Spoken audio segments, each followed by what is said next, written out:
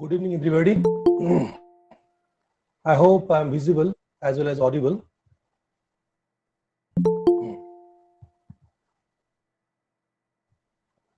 Am I visible? Any response from anybody else? I'm not quite confident of it. Okay, that's great. Yes. Okay, so once again, welcome back to the 7-day web workshop being organized by Department of English, Shantipur College. And already 2 days passed. We had a very rich harvest. And for the last 2 days, the program was initiated by none other than the Honorable VC of University of Kalyani, Dr. Shankar Kumar Ghosh, and we had a magnificent special lecture delivered by Professor Mila Mujumdar, the first on the beginning day, and then followed by another very insightful lecture delivered by Professor Sagar Tarango Mondol yesterday, and now we have entered the third day.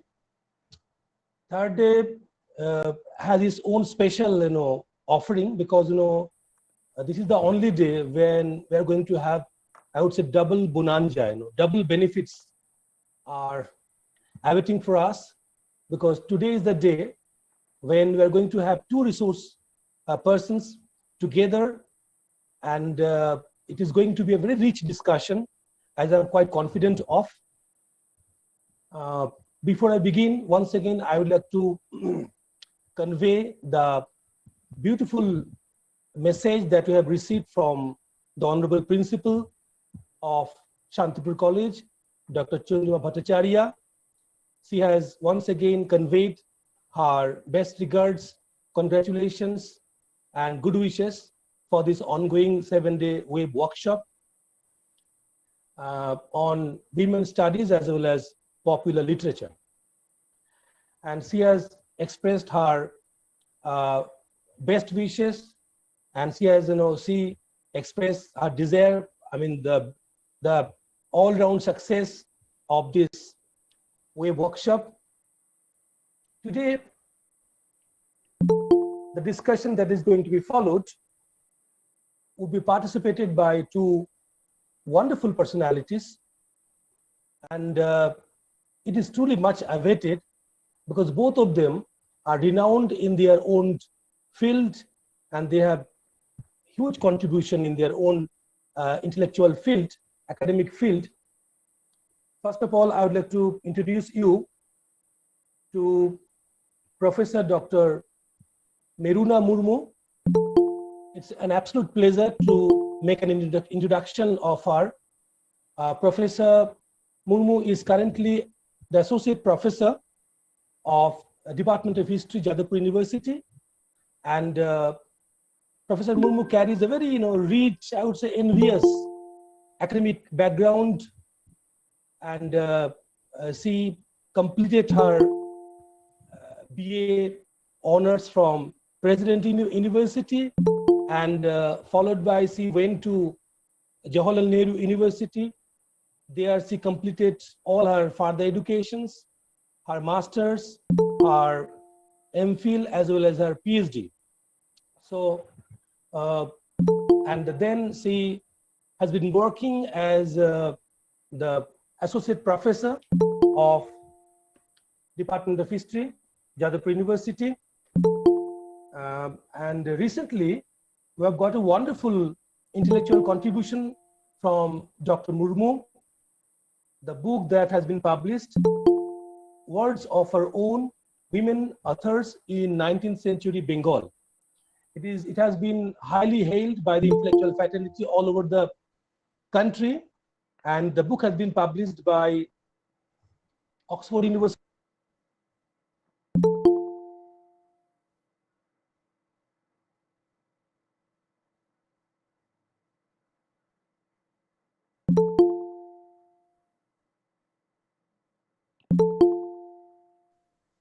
Somehow your microphone has been muted. Please unmute your microphone.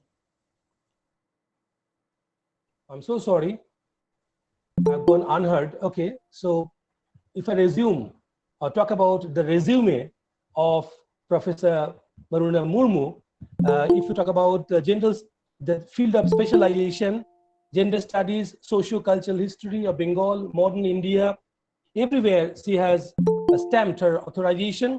She has regularly contributed numerous articles, scholarly papers in different journals, newspapers in India, as well as abroad, and also delivered thought-provoking lectures, talks in various national, international seminars in India, as well as abroad. She has been relentlessly working on gender studies in colonial India, environmental issues, and caste question in Bengal. She is presently engaged in studying the condition of Adivasis, one of the neglected areas, Adivasis in West Bengal, and has been working on a project on the inclusion of Adivasis into formal education in Hingalganj block of North 24 Pargana, West Bengal. So we are so deeply honored to have her today among us. And the topic that she's going to talk about is 19th century women's writing and introduction, a very critical area, and she holds a rich expertise on this particular field.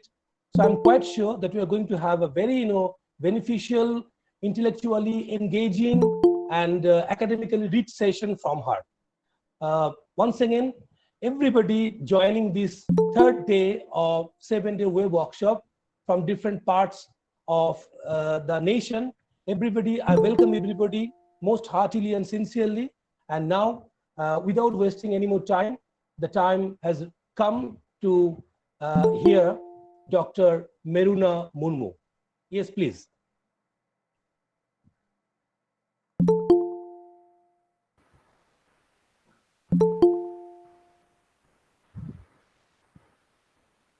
I hope she's there. Yeah. Can I be heard? Oh, yeah. Nice to hear. Yeah. Yes. Welcome, ma'am. Go on. Yeah. Thank you so much for that introduction. A very warm one. Okay, so without much time, let me go on to the paper. And I've been asked to trace the growth of the social category of women rights in 19th century Bengal. The texts that have been produced by Hindu and Brahmo women during this period have to be read within a specific socio-cultural and ideological milieu to explore how women themselves varied from one another in their literary representation within and across genres. As against marginalization and silencing of women's narrative in the dominant literary discourses and contemporary writing, we to prove the stratagems of survival that enabled women authors to negotiate with the male-dominated literary arena. So these writings by women can be recipes of their self-understanding, their empowerment, in contrast to the Bhadralok counterparts who were endowed with authoritative and history-making agency in Renaissance Bengal. Now, between 1850 to 1900, more than 300 books were authored by women writers, and they have been officially listed under the categories of art, biography, drama, film, history, language, poetry, science, travel in Bengal Library Catalogue of Books. During the same period, we see that 15 periodicals were devoted to women's issues and were edited by women themselves. Women appeared as literary in journals like Nabbo Bharat, Utshaho, Bharati. Though a quantitative analysis would show that women wrote poetry most, followed by novels, dramas, didactic and discursive essays. Today, I shall talk about autobiographies and diaries, which the organizers have chosen as an area to speak of. Now, refuting gender distinction in writing as a pre-given, one has to remember that in chosen style and form, the writings of women authors were not essentially feminine. One can identify a fundamental feminine viewpoint of experience, an inherent feminine voice in writings by women solely based on the authorship by women. One ought not forget that subjectivity is refashioned through. Women do not express similar feminine feelings in their things simply because of their feminine subjectivity. Men and women authors did converge in modes of argument and represent certain issues, but while describing the specifically female life world of domestic experiences, women authors might have made conscious divergences from male projected stereotypes. So what led to the emergence of women authors as a distinct, continuous, and ever-growing category for the first time in the 19th century? What were the socio-cultural incentives behind the production and the circulation of their texts? Notably, the transformation of the material world in the 19th century saw concomitant alteration in the mental universe of the Bhadralok as language and literature central to the creation of the socio-cultural identity of both the Bhadraloks and Bhadramohila. Bengal being the first seat of vernacular print culture, we find that writing of books played a historical role in construction of Bhadralok identity. Apart from that, we also see that 1850s onwards, we have female formal education starting off, and they used the print culture as a potent medium of expression. So the development of the vernacular prose structure without strict grammatical controls and construction regulations in the wake of print culture might have encouraged recently educated women to write. Now, the average press runs of books authored by was something 1,000 to 2,000 print copies. And we find Mankumari Basu's Bangali Ramonidikeর Gৃহধর্ম and Swarnakumari Debi's Golpo Sholpo have press runs of 5,000 indicating a proof of readership and a market for books written by women. If multiple editions and reprints are taken to be indicators of an author's popularity, then Swarnakumari Devi and Girindra Mohini Dashi, they emerged as most reputed women authors during the 19th century. Significantly, the price list provided for library catalogue of works between 1867 to 1900 does not give a clear indication of disparity in prices of books based on gender. I'll give you just two examples. That is, in 1870, while Bengali Debi's 250-page novel Kamini column was priced at ₹1 and 4 annas, no less book than Pyarechand Mitro's 211-page Alaler Ghare Dulal was priced at 12. So we have a difference of just 8 annas for barely 40 pages. Quarter of a century later, in 1894, if Rabindranath Thakur's play Rajarshi fetched ₹1 and 4 annas, so did her sister Shonai's novel, Deep Malati. Thus, a comparative price list makes it evident that the price of women-authored books was not always lower than that of books written by male authors. Women were respectable as writers in the 19th century. Now, let me talk about the genre of autobiography that we are dealing with today.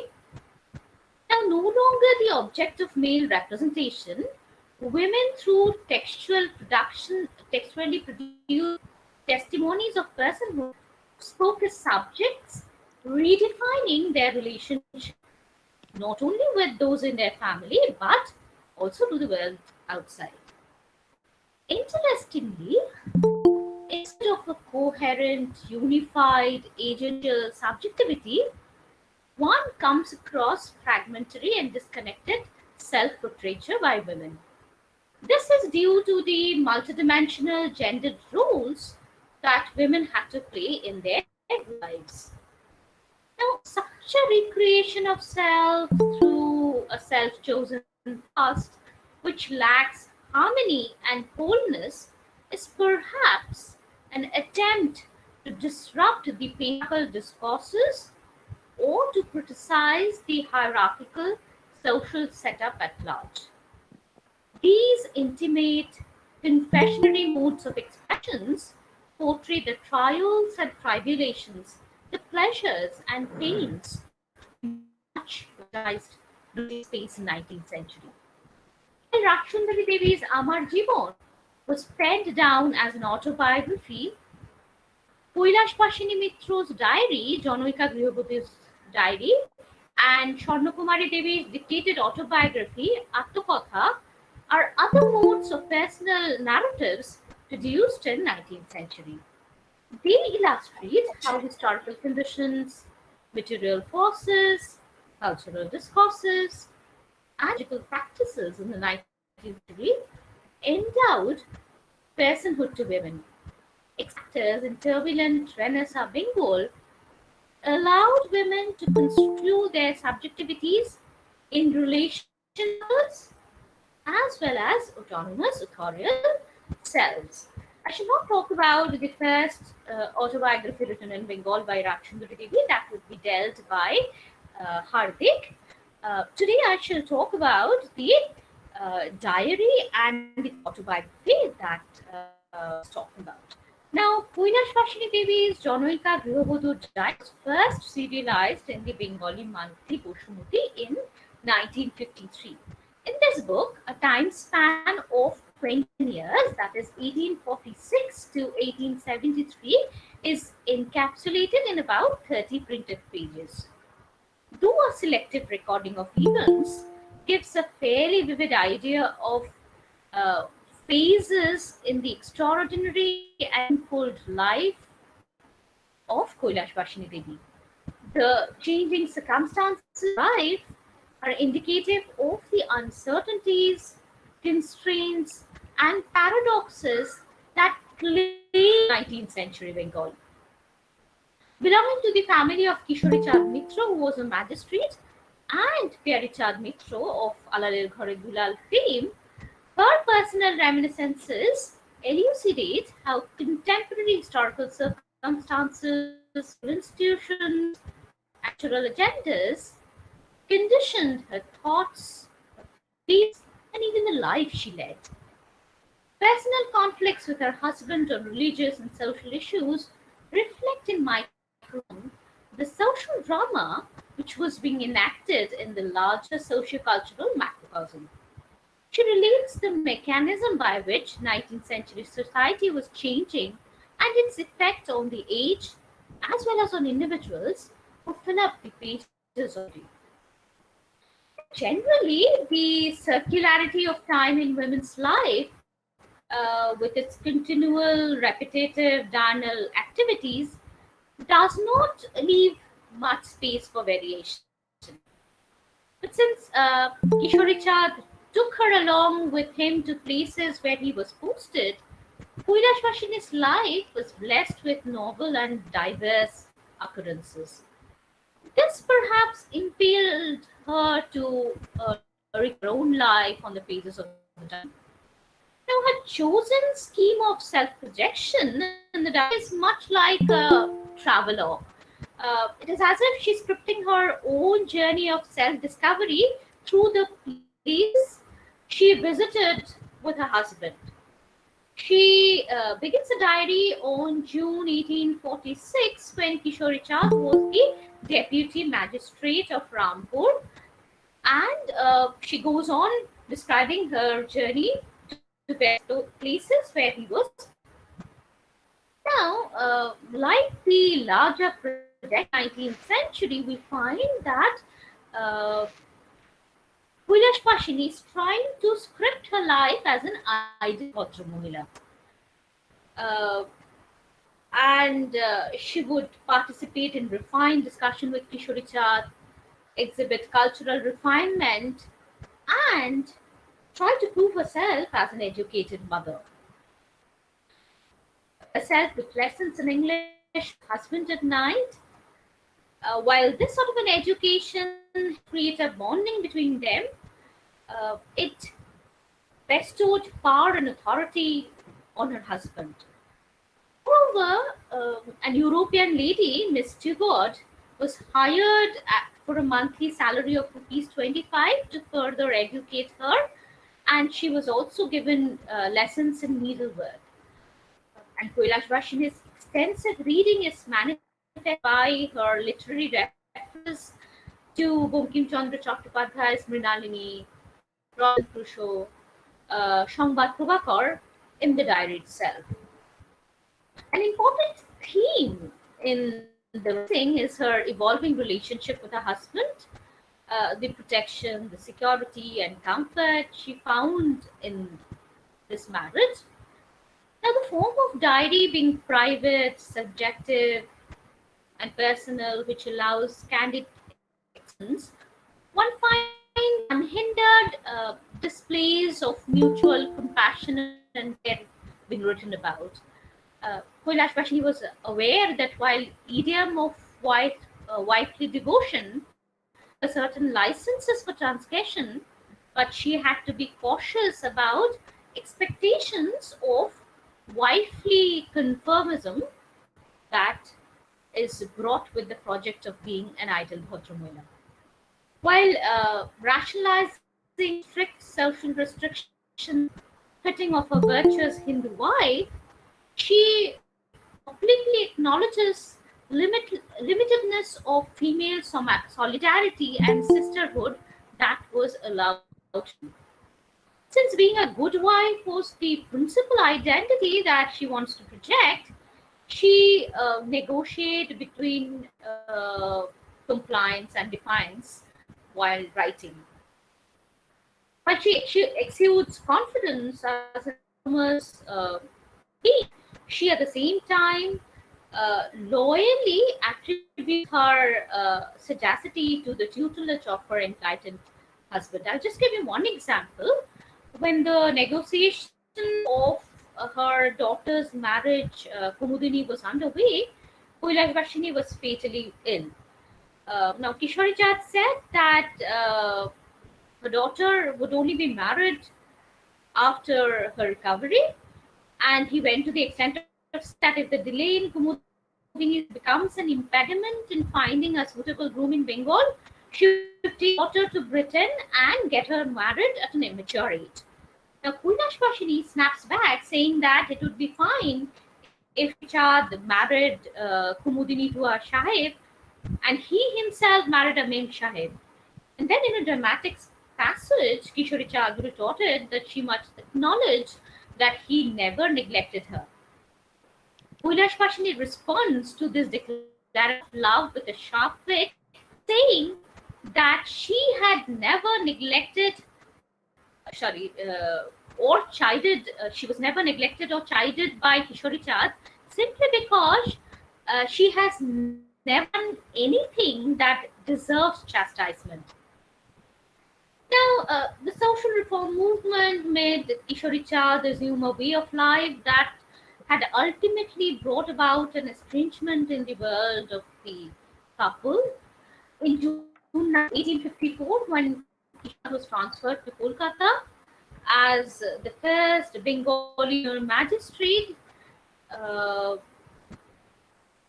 drawing a salary of rupees 1800, also find that Kishori Chand adopted the more westernized radical ways of young Bengal.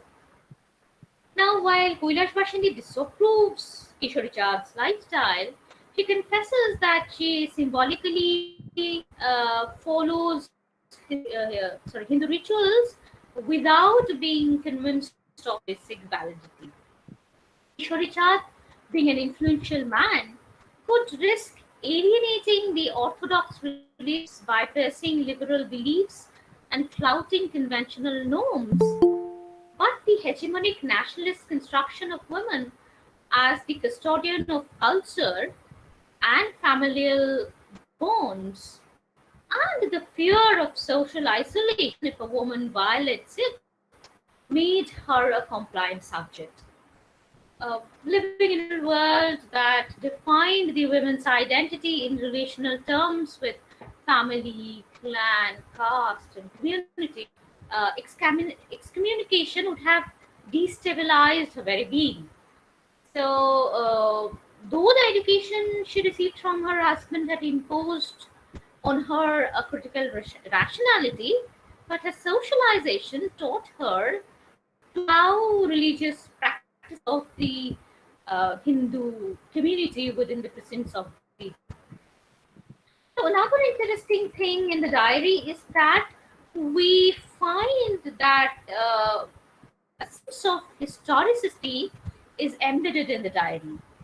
Interestingly, she refers to places that she visited in names that were used by the local parlance, disregarding the names used by the British for new administrative divisions that they were setting up. She refers to Rajshahi as Rampur.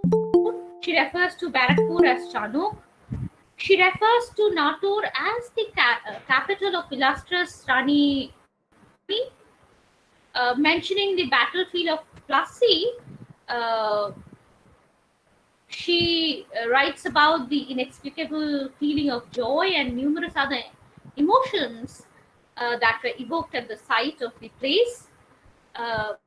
Describes a particular house in Rahi where she stays, and she concludes saying that nothing worthwhile happened there, only Darupanath Tagore passed away in 1846. While commenting on her visit to Kashi and Prayag on the auspicious occasion of Kumbh Mela, she mentions the visit of the Duke of Edinburgh to these places, accompanied by various Rajas. Having felt that the days of had deserted her with the Sepoy Mutiny of 1857, she relates her version of it, seeing it as nothing more than general disorder. Now, her view is very close to Kishori Chand's observation in his book, The Mutiny, the Government and the People, where he sees the revolt as essentially military insurrection, the revolt of lack of sepoys. Now, on April 1857, Kishori Chand had antagonized the European officials and had hurt the pride colonial government for their racial superiority by himself spearheading the Black Act meetings.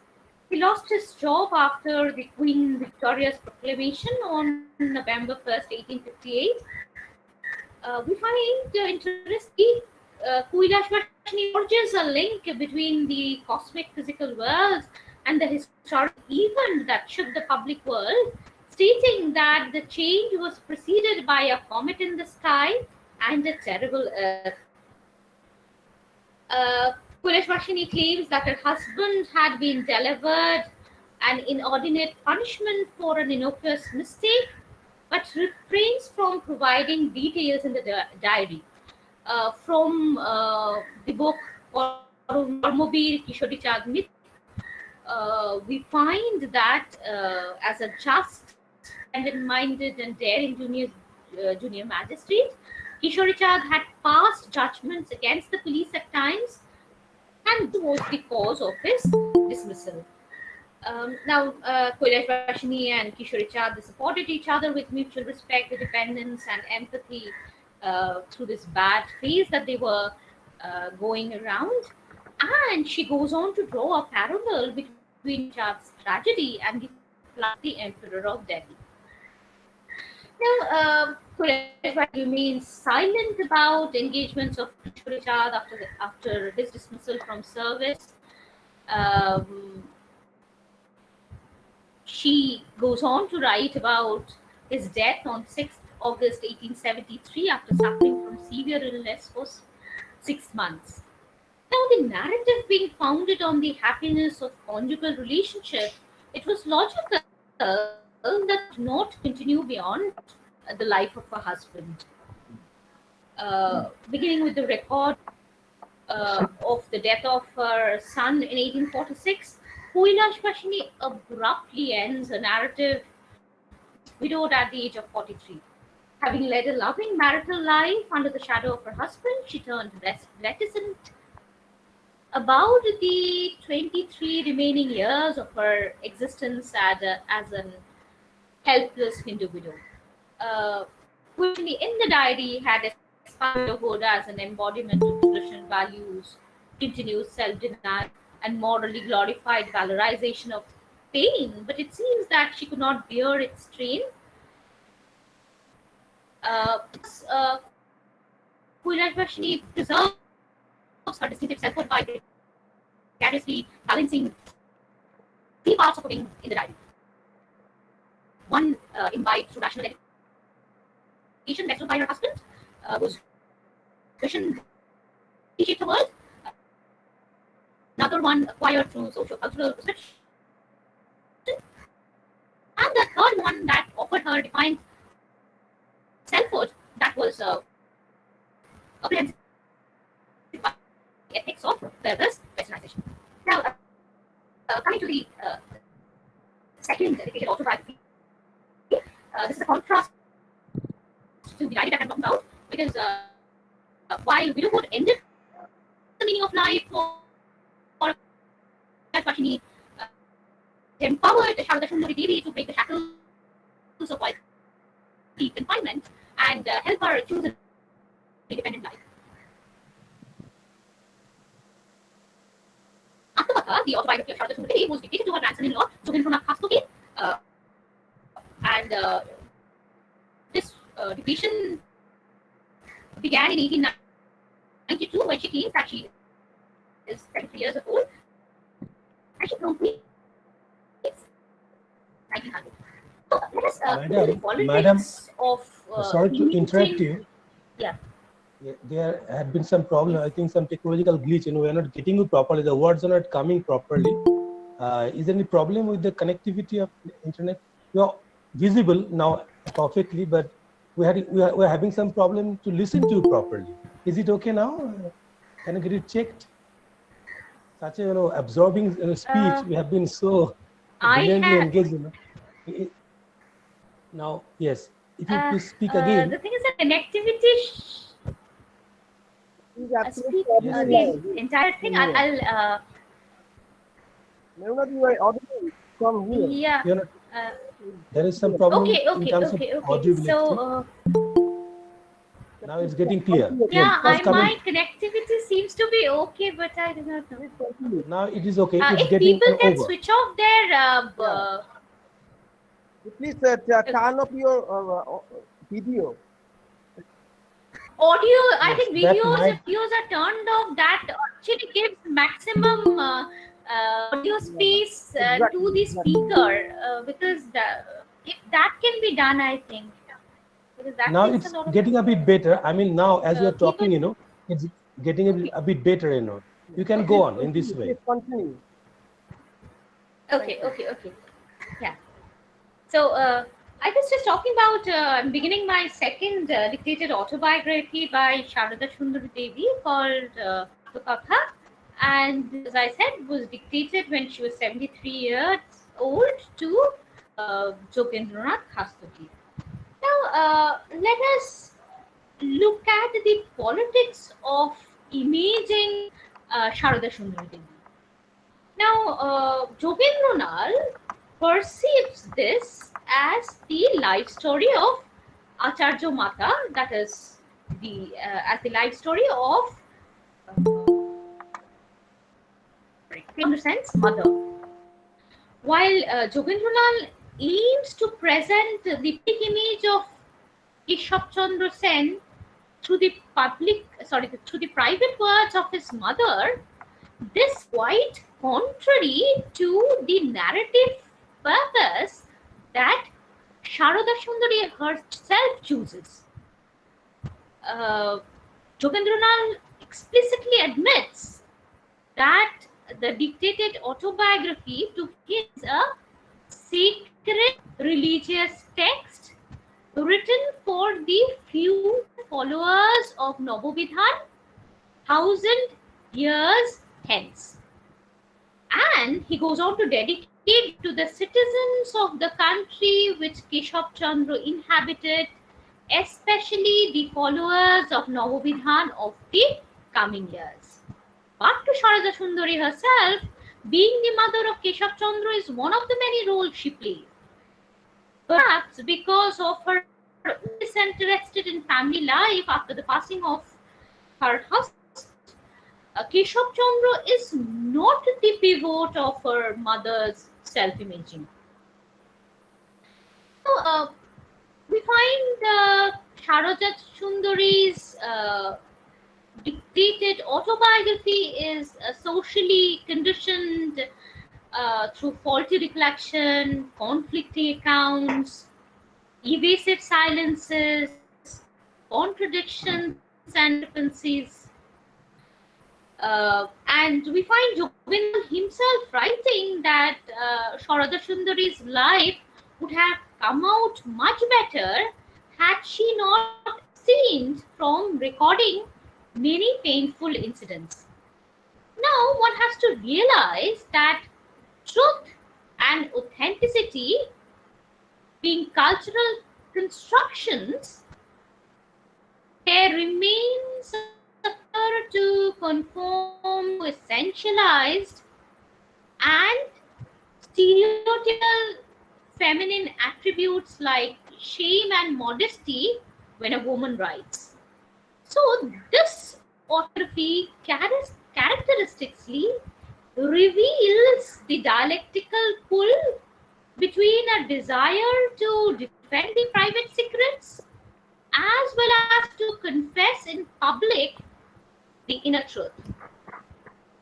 The contempt from posterity restrains Sharada Sundari's to tell all.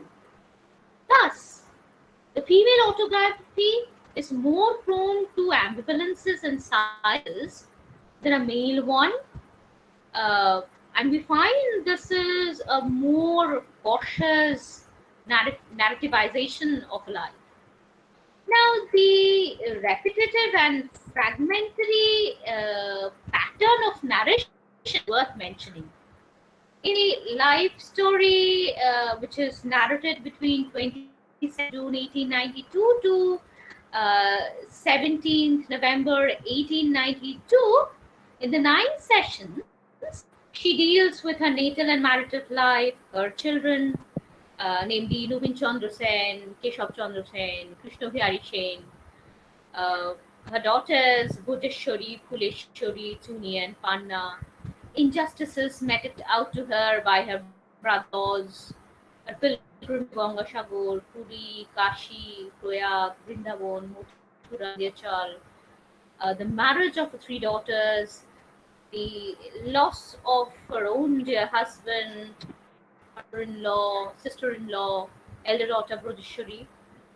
Surprisingly, she resumes her narration after 7 years and 9 months in August 1900, after braving a series of personal losses that I've talked about. And on a single day, she covers a huge vista. Deaths in the family, her relationship with her sons, daughters, daughter-in-laws, granddaughters, her hallucination after Keshav Chandra's death, the role of God in her own life, division marital property, the Kuch Bihar marriage of her granddaughter Maharani Shuniti Debi, her meeting with Ramakrishna Paramahansadev and Lady Dufferin. So, conventionally, an autobiographical self is introduced through patrilineal genealogy, maternal and paternal family relations, intricacies of kingship networks, affiliations of caste, clan. However, Sharuda Sundari devotes just about a dozen lines about her origin. The autobiography begins on 2nd June 1892 with Sharuda Sundari talking about her birth in 1890 at Triveni at her maternal place. Now, this relegation of natal family and religion to obscurity goes hand in hand with social injunction that the women's real affiliation is not with her natal family but with the marital one. The change of lineage through marriage and the custom of moving out into a new family after marriage make female identities fluid, challenging women's specific historical location. It might also be that the knowledge of forebears, earliest influences, and memories of child, which tend to shape the adult life of a man, does not influence the female self in the same fashion. Early marriage and the ensuing burden of domesticity placed too on young shoulders made the span of childhood shorter, leave very few pleasurable memories of pre-pubertal adult world to be noted down. Bereft of paternal or matrimonial right to land or inheritance, the privileges, authority, and power that class and caste confers upon a man, Chandra might have thought it proper not to claim an identity that lineage, caste, and class bestow on a man.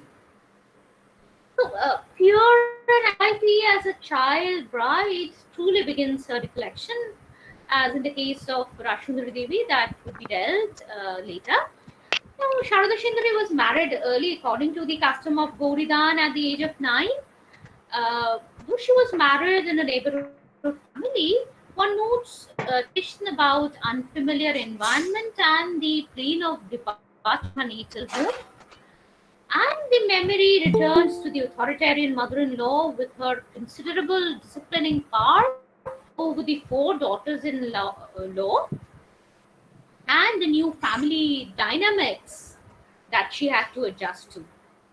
Now, interestingly, rather than punishing Sharuda Sundari on her own, either as a willing or unwitting comprador of patriarchy, her mother-in-law reported all her mistakes to the father, Ram Kamal Sen, who in turn chastised her.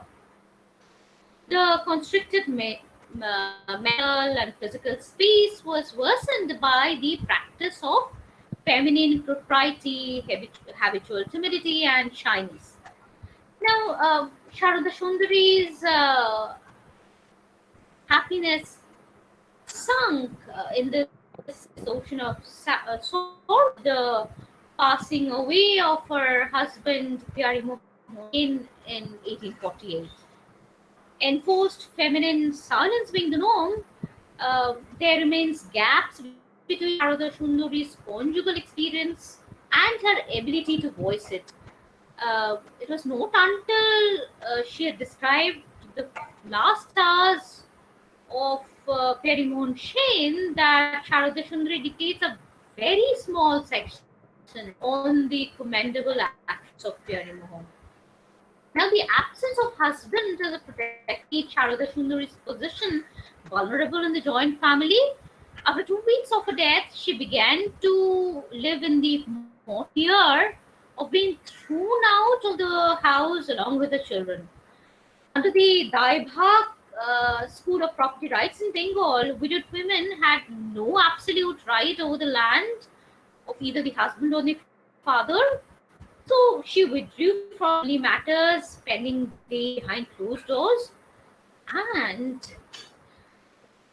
one misses a gradual growth of compassion and empathy between the two women in the family, Sharada Sundar and her mother-in-law.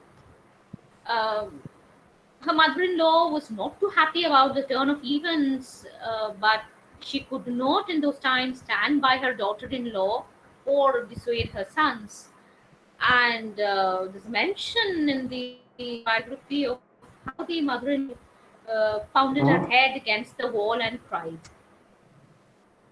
Now, having spoken of violations in the marital home after a widowhood, Sharada Sundari talks about marriage negotiations in the family.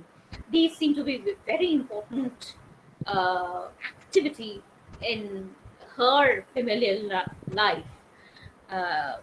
Sharada Sundari stays for Keshav Chandra Sen's bride, wanted twice by her mother-in-law, Hardik Sen. Finally, Keshav was married to 8-year-old Jagan Mohini of Bali in 1856 at the age of 18. Sharada spent quite a few lines to express how she herself was displeased over this match. She unhesitatingly declares that the girl was so small, thin, and insignificant that she would not have been surprised if Keshav Chandra turned wayward. However, she notes that after the marriage, Keshav grew extremely fond of Jagan Mohini, and if we look at Shiv Chandra Shastri's work, we find that Keshav, in fact, wanted to teach English to Jagan Mohini and employed a woman Christian preacher to give her moral lessons. And historically, one cannot forget that on 13th April 1862, Keshav Chandra transgressed the norms of special section of women in the Antapur by taking Jagan Mohini to the Tagore at Jorashako on Magutsav, which is the commemoration of the foundation day of the Brahmo Samaj. And Sharada Sundari refers to this day of historic importance rather casually. Now, what is of importance is that Sharada Sundari welcomes Krishna Bihari Sen's marriage to a girl lower clan as that of a new marriage, love marriage. She decided upon the daughter-in-law, but Krishna Bihari told her that she cannot marry the girl that his mother had chosen, because he was spiritually married to Potuldanga's Taruk Sen's elder daughter. we find Sharada Sundari rising above the rigidities of endogamous condition, and she stood by her son's decision. Um, she initiated the new bride into the Brahmo faith in 1869, the day that the new chapel called Bharatborshiyo Brahmo Samaj was inaugurated. Now, Sharada Sundari dedicates a very small section to the famous Kujbihar marriage of granddaughter Shri to the 21st Maharaja of Kujbihar, Maharaja Nilkandamara Bhub Bahadur. Now, Keshab Chandra was one of the main architects of the Brahmo Marriage Act 3 of 1872 that made 14 years as the marriageable age for girls and 18 for those of boys. And it was pointed out that not only was Shuniti below 14, the orthodox Hindu Maharaja was just.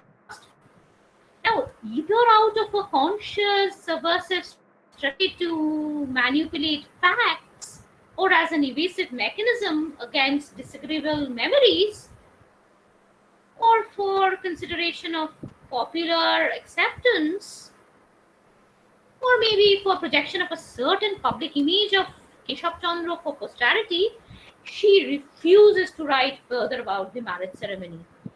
And she goes on to say, many have written about it, there is no need to repeat it again. Perhaps to exonerate Keshab Chandra Sen, Sharada Sundari Devi argues that even though the formal marriage took place in 1878, the marriage was not consummated until Shuniti was 16 years old. That is much above the Native Marriage Act. Now, another important thing that one can see within the autobiography is the transformation of religious self of Sharada Sundari and the religious dilemmas that she herself underwent. Since the introspective act of self-fashioning and construction of identity through autobiography involves a journey of self-realization, we find that there is a change in religious beliefs Sharada Sundari that is delineated in the autobiography. Before marriage, Sharada Sundari knew only about brothos and rituals and fast taught by her mother in the Antapur. She was introduced to the world of Hinduism through a Dikha at the age of 11 by her father-in-law, Namkamul Sen. Now, her observations on pilgrimages and her spiritual philosophy constitute a primary part of the narrative. When a Babu asks as to why she gets pilgrimage despite being the mother of Chandra Sen, she retorts, pilgrimages are ancient in origin. They are the god's realm. What is in seeing them? She likens her love for pilgrimages to her love for her own children and relatives, devoid of expectation for religious merit and salvation that is entwined with pilgrimages. Now, these octogenarian Sundari concludes the narrative describing her present state in relation to joys and sorrows in her Aquinal and natal family. It bore traces of physical introspection, stoic detachment, and also restraint that we've talked about. It was as if God made her undergo the rigors of Samsar so that she could bear pain in the temporal world. With enlightened spiritual consideration, she, at the end of the narrative, could transcend both the bliss and loss offered by life. Now, the selfhood and identity constructed, imagined, and narrated by Sharada Sundari is determined by her own understanding of a position in gender hierarchy. Contemporaneous sociocultural codes legitimize and naturalize shifting, contradictory structured and coexisting subjectivities for a domestic woman. And Sharada Sundari lived all facets of a culturally inscribed ideal Bengali woman in a joint family riddled with rivalry. So she talks as a subjugated child bride, a compliant daughter-in-law, a self-sacrificing wife, a widow, and an understanding mother. Realizing the futility of these varied subject positions, she sought liberation in real society. She suffered the burdens and privations of such existences, navigated the turbulence of domesticity, and then she chose to break the femininity of silence by talking her life in her autobiography. Imparting herself speech, she publicly articulates her private emotions, feelings, frustrations, questioning the very identities that guarantee a secured social existence to a Bhadra woman, because these identities oppressed her all the more. I will conclude by looking at literary reception of text by women. Now, was the Bhadralok society receptive of the prohibited penmanship of women? We know that it was imparted that women were educated. If women were educated, they were bound to be widowed, and that was because of other factors. But we do see that both Kailaswashini Debi and Sharada Debi educated, they were widowed. Now, we find, talking about book prints, that women emerged as a reading and writing community, but they were not generously lauded for their effort. Since some women flouted the norms of literary aesthetics and tutored tests, we find that the Bhadralok critiques in Renaissance Bengal, in the reviews written by women, often censored the author if her autonomous self in print became threatening, and praised her writing for imparting feminine ideals. And let me just talk of one review. We have Hardik waiting. I'll talk about Bankim Chandra Chattopadhyay's Bangodarshan, which was an extremely high and exacting journal, and it was mostly contemptuous in its review of texts written by new authors. Let me just talk about Mukhudaini Mukhopadhyay's first collection of book, Bonuproshun, and the scathing and humorous poem titled Bangalir Babu, which brought rave review from the literary circle. Mukhudaini was sarcastic of the emancipated Babu, who was vainglorious, slavish, and depraved, and the review of Mukhudaini's Bonuproshun in Bangodarshan is worth being quoted at length. Despite the surname Mukhopadhyay, the readers must have understood that this work is not written by any Mr. Mukherjee, but Srimati Mukhodaini Devi. The epithet of Devi, which pleases goddess Shochi, Saraswati, and Lokhi, leaves the Mukhopadhyay discontent. We abstain from entering into an altercation. We do not intend to be a match for women in the field. I am always afraid to poetic composition by women, since it might instigate other women to desert their household duties and take up the pen. I hope Srimati Mukhodaini Mukhopadhyay will condone me if I am not generous in praising her work. Her poem Bangalir Babu has been published with some delicious hope the author would forgive such audacity. Now, being reviewed in a journal like Bongodarshan is a testimony that women had arrived as a social category of women, social category of women writer in 19th century, and sarcastic comments and caustic critiques, which I couldn't there, I could have mentioned at length to most of them, but I refrain by mentioning one.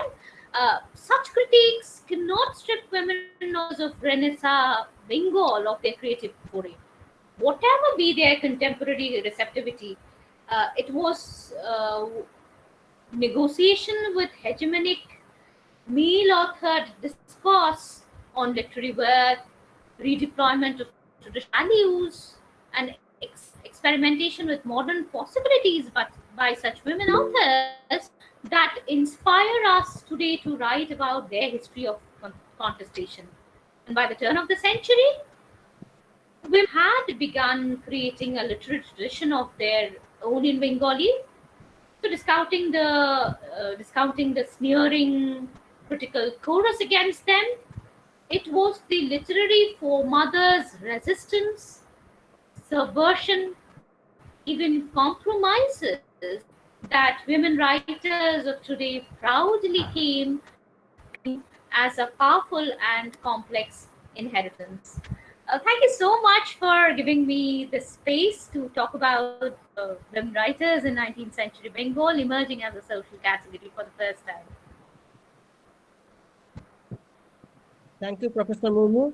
This is highly informative, thorough and detailed presentation, and we can have a decent glimpse of the intellectual climate, atmosphere of the moment, the later half of the 19th century, and how women were self-fashioning themselves through the act of writing. Coming into the scene of writing, the textual space and scape, women are asserting themselves, their authorial selves by this technique of representation. Thank you so much. And now we can take up 2 or 3 questions and then move on to Professor Biswas' lecture, or would we move on to Biswas' lecture and then we'll have the Q&A? I excuse myself. I have a departmental meeting at 4:30, so I'll not be able to be on for long. So I think we should go into Hardik's paper. I think that's we are getting late. It's okay if I cannot answer questions. Okay, are these books available in English or in Bengali? These are my translations. This is all found in Bengali, and this is part of the book that published Words of Our Own, Women Authors in 19th Century, that has been published by Oxford University.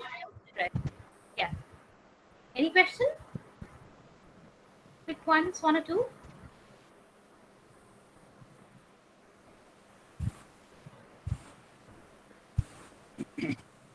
Okay, I think we can move on to Hardik's lecture. People have been waiting for him, I'm sure.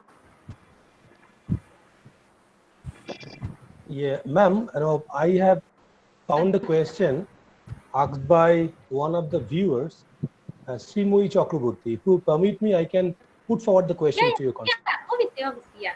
The question that Srimoi Chakraborty has asked is, she says, diaries and letters being extremely private, so how far it will be justifiable to discuss or talk about them in terms of historical importance or literary importance, How do you look at this issue? How do you respond to this question?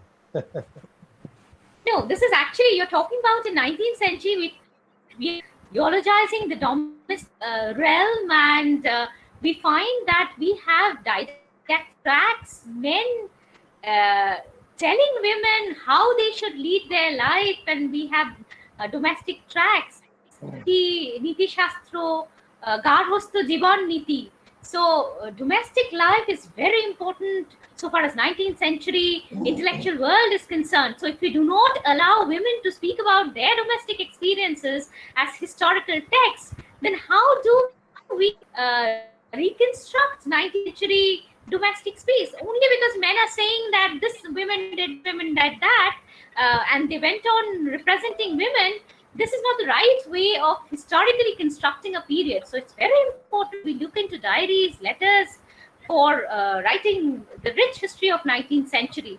And we'll find that women are not subscribing to what the men are saying about Renaissance Bengal. They are not eulogizing the domestic space like the 19th century men who are trying to say that the English do not have an authority to intervene in the domestic space because it's a heaven, it's a peaceful area, and the British government has no authority to talk about the domestic space.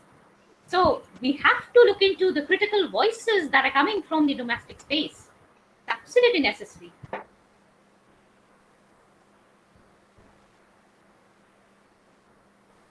Well, thank you very much. It was a wonderful answer, and I hope the question has been attended in a very critical manner, because historical voice has to be allowed to come out. It will reveal its own story, and from that point of view, we can make a judgment, their positional advantages or disadvantages, and we can make the corrections that history teaches us. But thank you so much for this wonderful session. Extremely valuable, enjoyable, and as Onimanda has said, informative. Very painstakingly have gathered all this information, not available, I don't think, in a particular book. So it has been extremely useful, incredibly, for the students as well as for the educators concerned with this particular text as well as this particular subject, 19th century women writing. And we are so deeply indebted for the time that we have spent for this session. Thank you so much, ma'am. And I think we can move to the next session, Onibanda. Well, the next session that is awaited is the particular text that had been touched upon by Professor Murmu several occasions during her presentation. Our next session, that is the text Amar Jibon by Rassundari Debi. That is a very very important lecture is going to be delivered by Professor Dr. Hardik Biswas. Currently, Dr. Hardik Biswas is a postdoctoral fellow at the School of Media, Communication and Culture, Jadavpur University.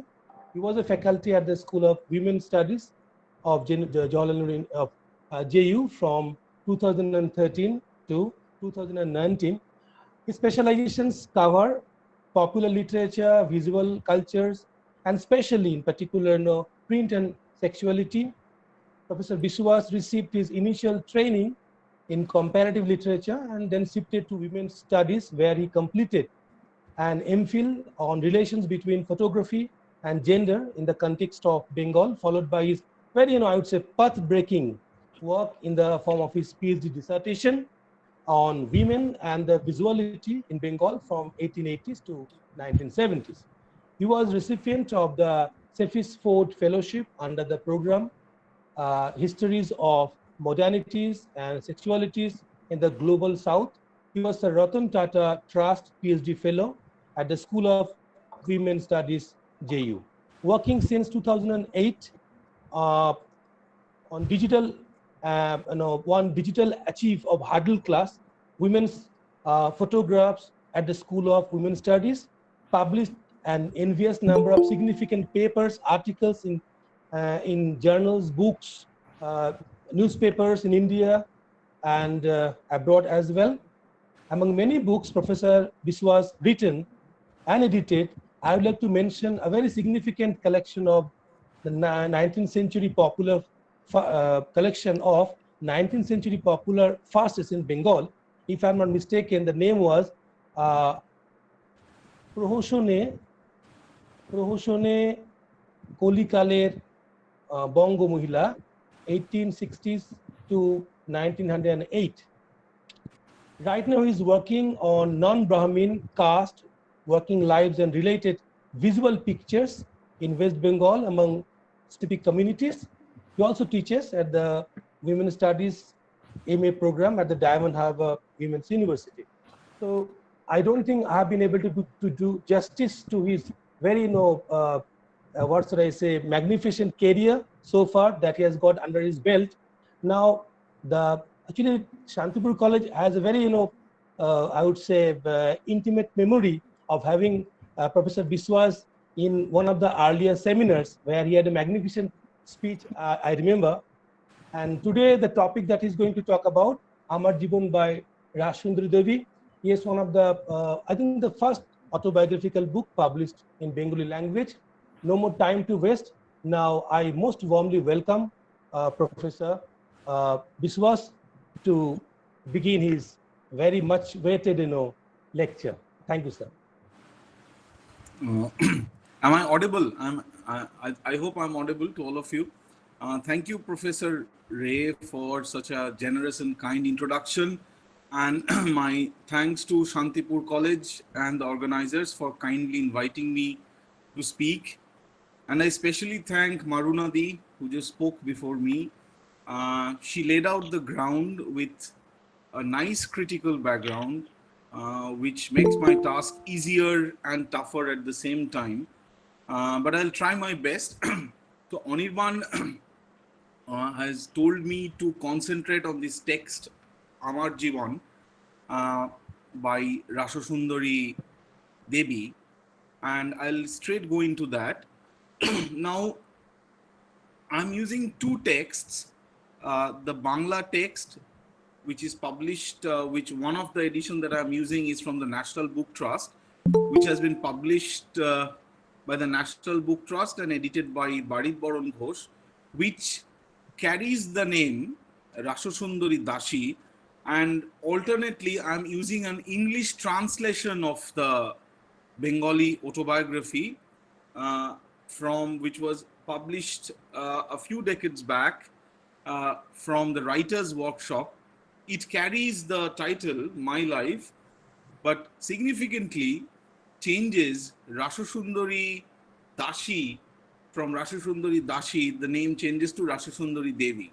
So there is at the onset there is a confusion what to call her, what should be the proper way to signify her, a Dashi or a Devi. So I'll go into that. But as Maroona Di has already pointed out, it's one of the first women's autobiographies to be published in the Bengali language. It was first published in 1876 when Rassundari Dashi was 67 years old, and she lived quite a long life, and the book ran into several editions. After the 1870, the first edition, which was published in 1876, there were following 2-3 editions. In fact, the second edition was kind of re-edited, and a portion to the autobiography was joined by Rassundari herself. So this is kind of a technical description of the dates, but to us and like us, for many people across India and across the globe, this particular text is kind of a bottomless basket, because I would like to read this particular text as a strategic one, as one of the fantastic feminist strategic text, which kind of touches upon, in a very different way, many aspects of women's lives which are common across the caste class barrier. Often it touches. So this is a source, this text is a source of inspiration for many, and this text carries so many layers within it that it's difficult to exhaust. So there are practically thousands of studies on this. So I might not be might not be telling you something entirely new, but I'm trying to flag a few important aspects of this text, which was originally written in Bangla, and thereafter ran into several editions in Bangla, and also there is the English translation with me. So as I have already mentioned,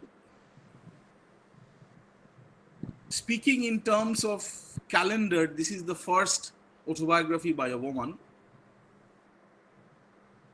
In fact, the first autobiography published in such a way in the Bengali language. The second was yet to come about after 20 years.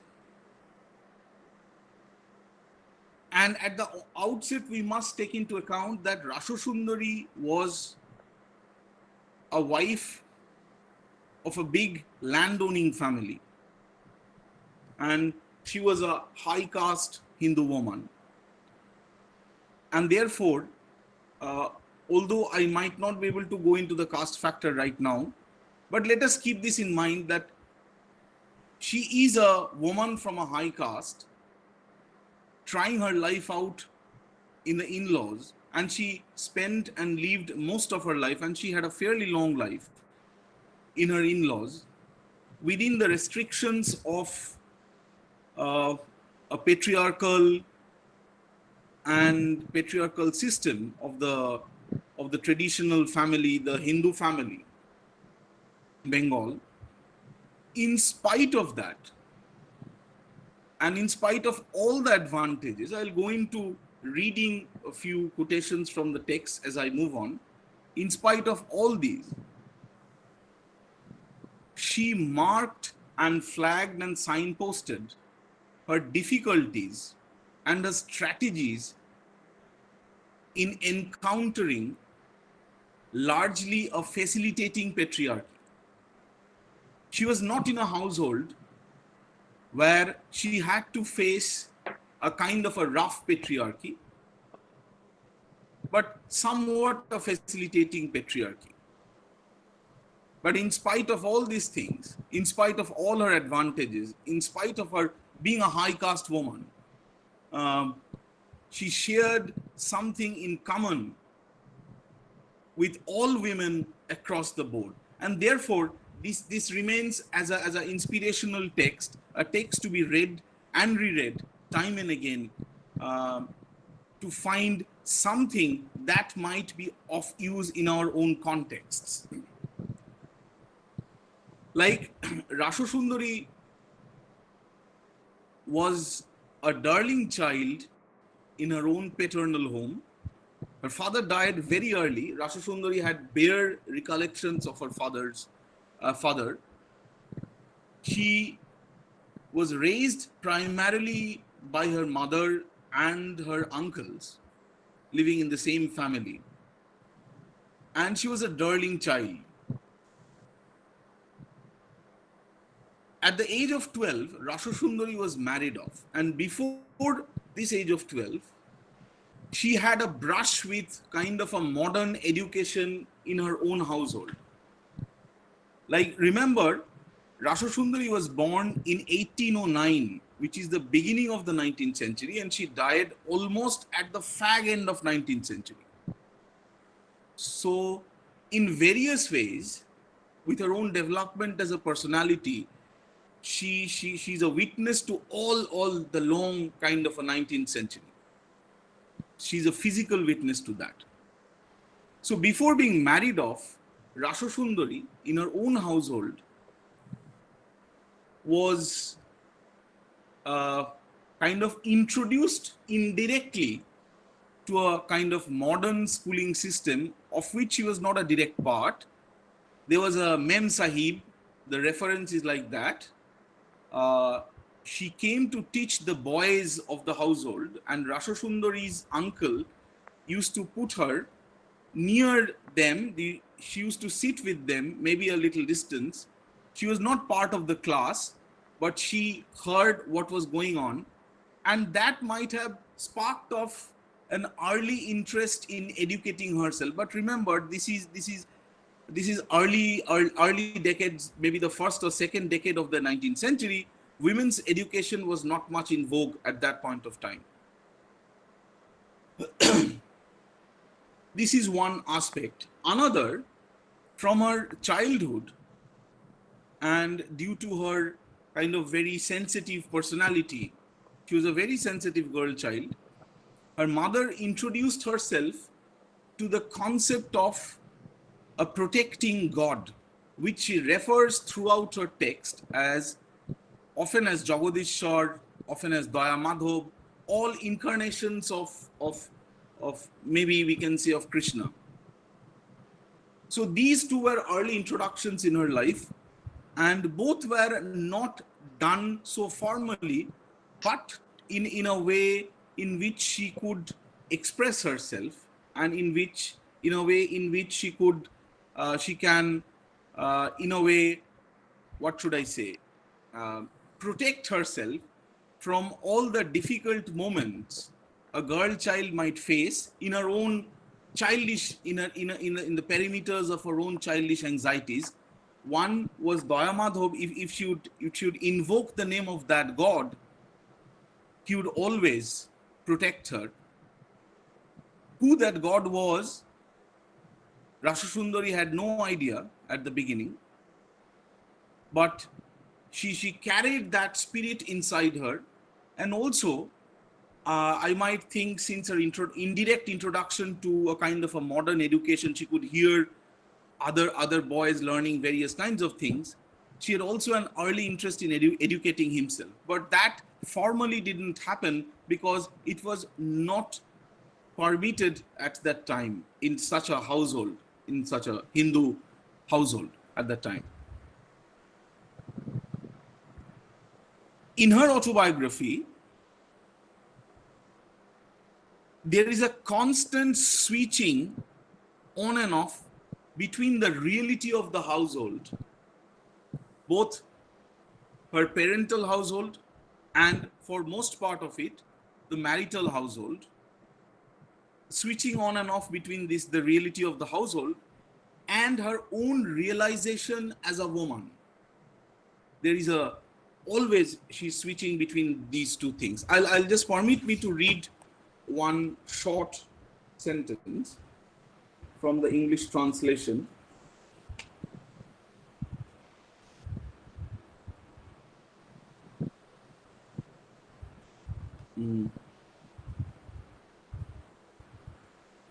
And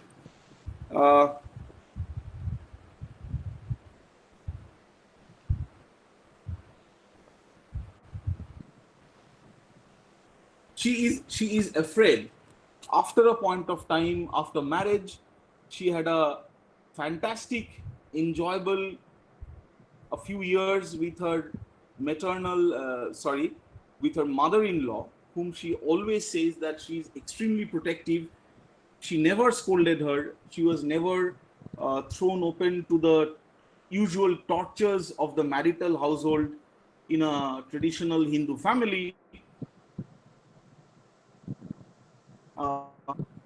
After the fall of health of mother-in-law, she had to step into the shoes of her mother-in-law, and life changed for her from that moment. She realized what is the real life of a woman inside such a marital household. I'm reading 2-3 lines. The amount of work made me nervous because she had no respite from housework till midnight, even at the age of 14.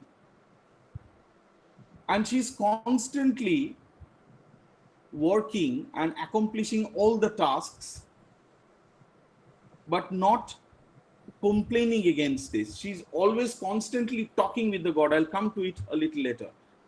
Dear God, friend of the poor, I do not even expect to accomplish all the work. But if I am able to do it, that will be because of you.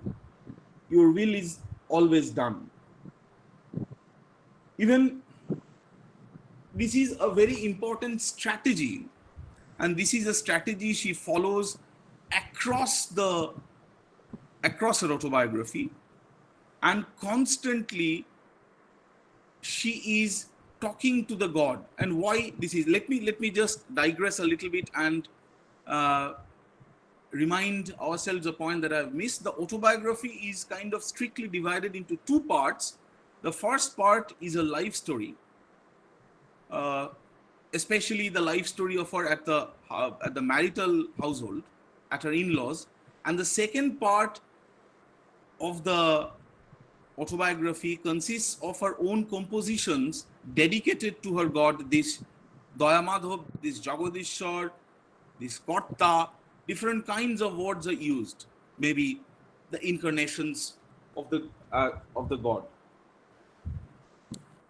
So her travel from Potajia, her native village in eastern Bengal, to Ramdia, her in-laws' place, changed the course of her life, and she was not actually aware that she was being married off. She understood what was marriage much after when she was married.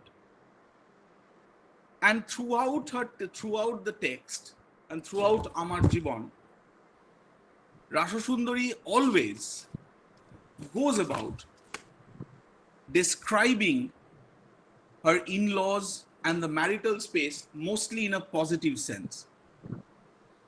She writes that the first 18 years of her life were very happy.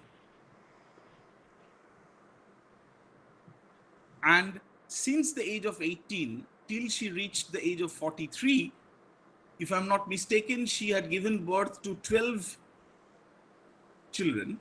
One of them died in the womb, so basically it's 11 children. And all of them survived. And apart from bringing up all of her children, which she always maintains that most of it was done by her alone, because of various caste issues and because of various issues of the traditional Andar Mahal, where other domestic helps could not come in.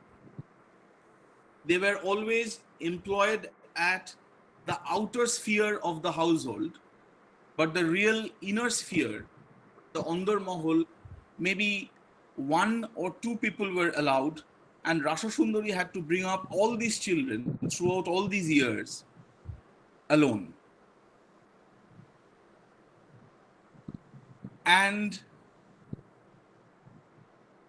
one of the important aspects of Amar Jibon is that what I've already flagged at the beginning of my talk, that in spite of being a bride and later a kind of a matriarch for a wealthy landowning family in eastern Bengal, in spite of she being a higher caste woman, Rassundari's life exemplified, very importantly, the absolute sexual division of labor that all women do face in such heterosexual marriages and in the constructs of the heterosexual family. She had all the love she needed from all members of the family. She had been constantly saying this throughout her autobiography.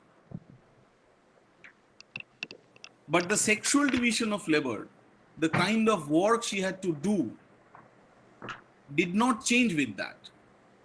It only went on adding one to the other and was constructed as a huge pile which she had to accomplish. This is one of the foremost importance of the text, that she always finds out a way to make a critique of that, not a direct critique of the sexual division of labor, but that women like her has to go through this, and there is no escape from this in a heterosexual marriage, in a heterosexual family, comprises a major aspect of this autobiography.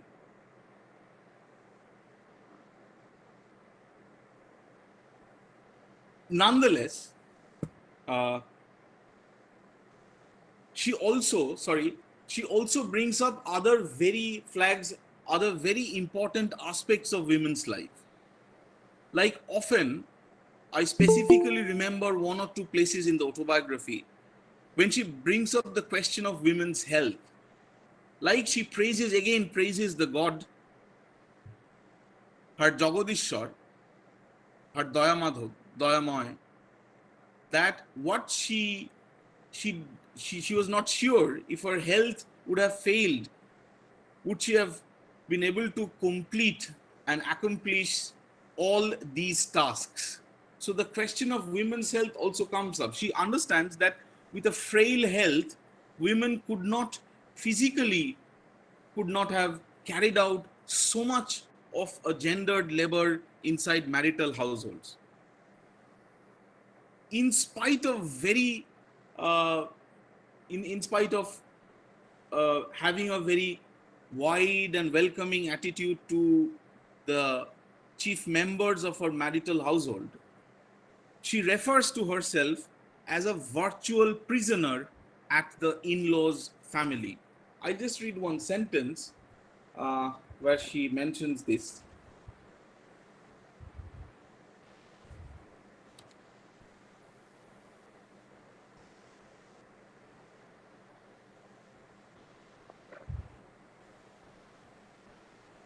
This she mentions with regards to that she could not go to her mother when she was dying.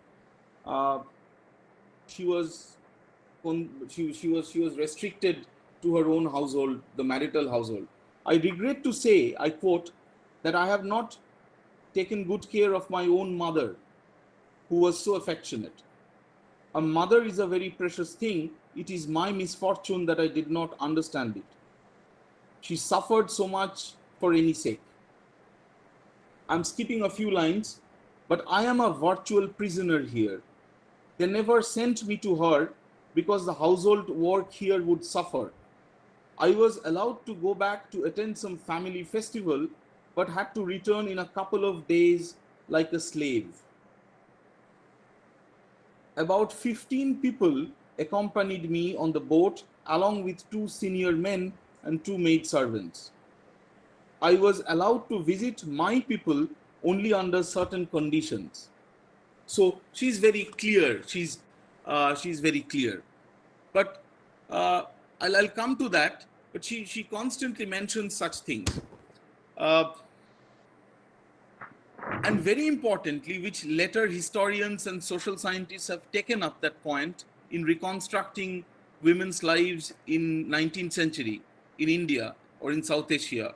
She also critiqued other women members of the family, especially the elder women. I'll read out one section.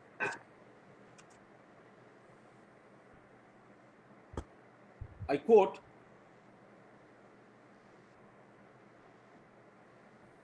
she's back that most women eat in their marital households. I quote, how unfortunate those women were. They said, they were no better than animals, but it is no use blaming others. Our fate is our own. In fact, older women used to show a great deal of displeasure if they saw a piece of paper in the hands of a woman. This is with regard to she trying to learn and educate herself secretly. So that ruled out my chances of getting any education. So this is not only the men, this is also about the patriarchal attitude. This is also about family customs, strict family customs being carried out. And remember, younger women in a marital household in that kind of a time, in large undivided households, were put under the jurisdiction of elder women. And elder women actually prescribed the norms for younger women. And in a way, it went on in a cycle. The cycle came. But Rassundari, in one or two ways, also did break this cycle much later in her life. But in spite of all these things, in spite of all these hardships, Rassundari's indomitable spirit refused to give up. She did not flee away from her responsibilities as a wife. She did not flee away from the responsibilities as a mother, but she also did not flee away from her own askins, from her own inside, from her own self that wanted to educate herself, that wanted to look beyond what was possible for her and with her own, in her own context, look beyond the family.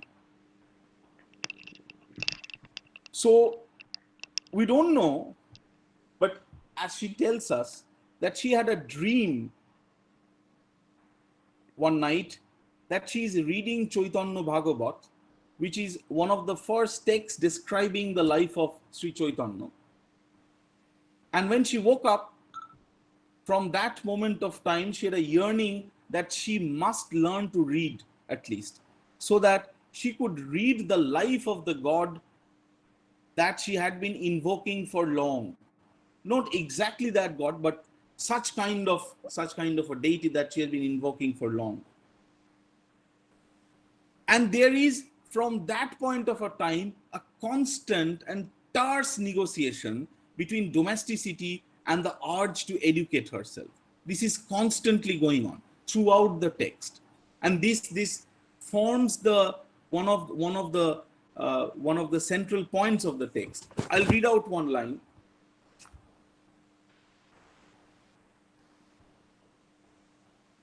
So, with regards to her trying to get herself educated, I'm quoting, "Wasn't it a matter to be regretted that I had to go through all this humiliation just because I was a woman, shut up like a thief? Even trying to learn was considered an offense. It is such a pleasure to see the woman today enjoying so much freedom." Remember, this she is writing at the age of 67. She had already passed all these experiences. I again quote, "These days, parents of a single girl child take so much care to educate her, but we had to struggle so much just for that. The little that I have learned is only because God did me the favor." Again, the invocation of the God. She started a struggle to educate herself at the age of 25. Remember that in her early childhood, before she turned even 10, or maybe at that juncture, she had an indirect contact with kind of an education. She was married off at 12, and now at 25, she set sails on a journey to educate herself in spite of all the difficulties. And this is one of the what should I say, a fantastic, inspiring aspect of this autobiography for many women to come after her, and for us also.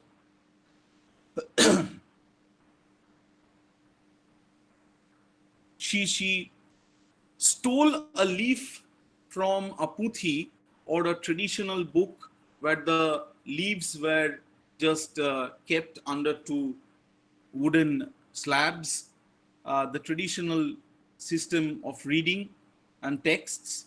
And she tried to read that, and she continuously mulled over that, and she started her struggle by that, doing such kind of a thing. She ultimately won her battle. She was able to read, and she was doing this beyond the eyes of anyone in the household. Remember, this was not conventionally a torturous household. Nobody was rebuking her for anything as far as this autobiography is concerned. But even her husband didn't know.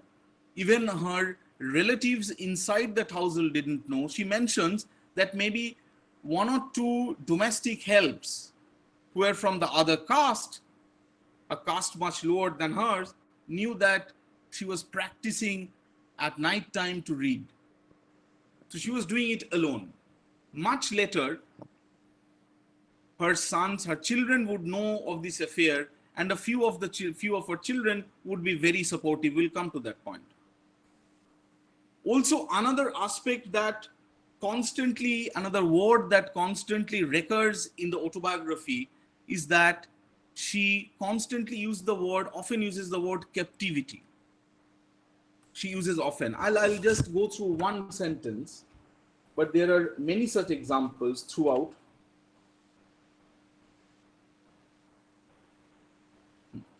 I'm quoting, "I was attracted to the scriptures and devotional songs, but in those days, women did not enjoy any freedom at all. They could not do anything on their own. They were totally under others. It was like the life of a bird in a cage. Nevertheless, I would like to put down my feelings even in those circumstances." So this is like a bird in the cage, a gilded cage maybe for her, a costly cage maybe for in her own context, but she constantly refers back to this word of captivity. But at the same time, she is not overtly revolting. She is not radically trying to set apart, trying to break apart the structure of this Hindu household. Apparently, if you are seeing, she's doing nothing radical other than to clandestinely trying to read and learn and educate herself. When a little later, when her mother-in-law passed away, and she becomes the master, kind of the master in that word, within quotes, in that usage, becomes the master of the household. She's referred to as Korta Thakurani. She becomes also the Korta. And even after that, she doesn't lose that focus of attributing herself the necessary aspects of education and understanding that, and also at the same time, without stepping out into the outer world, critiquing the maleness or the complete masculine nature of education in itself. I'll read out one sentence from which is in the she's critiquing the general aspect of education. She's saying, I quote, "For them, education had only one virtue: to earn money." So she was also looking at education from the masculine point of view, and she was well aware that education was being only spread in that kind of a thing, in that kind of a way, or in a context where it is a means to an end only. But to her, what she will do with this education, she will never step out of the household in that sense. She will not lead a public life with her education in that sense. But education itself, learning to read, learning to write, and finding an expression of herself is itself a battle for her. So she's also very critical of the general nature of education in her times. And she also taught her sister-in-laws. They were all widowed and came back in that household to live with her. She also taught them how to read and write. And there is, apart from this constant negotiation with and trying to educate herself, which she fantastically did, and the clandestine ways she took to achieve this task, beyond this, there is a constant invocation of the God and her yearning as a bhakt, as a direct relationship with the God, not mediated via the usual